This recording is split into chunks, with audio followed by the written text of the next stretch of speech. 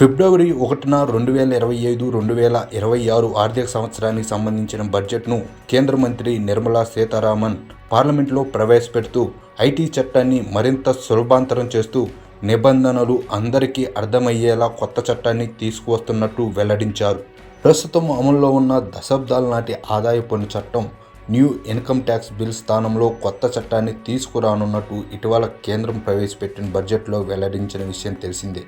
ఇందుకు సంబంధించిన బిల్లుకు ఇటీవల కేంద్రం కేబినెట్లో ఆమోదం తెలపగా బుధవారం ఫిబ్రవరి 12న ఇది పార్లమెంటు ముందుకు రానున్నట్టు సమాచారం. అనంతరం ఈ బిల్లును పార్లమెంటు స్టాండింగ్ కమిటీకి పంపించనున్నట్టు తెలుస్తుంది. జనవరి 31న ప్రారంభమైన పార్లమెంట్ బడ్జెట్ తొలి విడత సమావేశాలు ఫిబ్రవరి 13న ముగుస్తాయి. రెండో విడతలో మార్చి 10న మొదలయ్యి ఏప్రిల్ 4 వరకు కొనసాగనున్నాయి. ఈ క్రమంలోనే ఇటీవల దీనికి కేబినెట్ ఆమోదం తెలిపింది. గురువారం తొలి విడత సమావేశాలు ముగియనున్న నేపథ్యంలో బుధవారమే ఈ బిల్లును లోక్సభలో ప్రవేశపెట్టేందుకు ప్రభుత్వం సిద్ధమైనట్లు సమాచారం.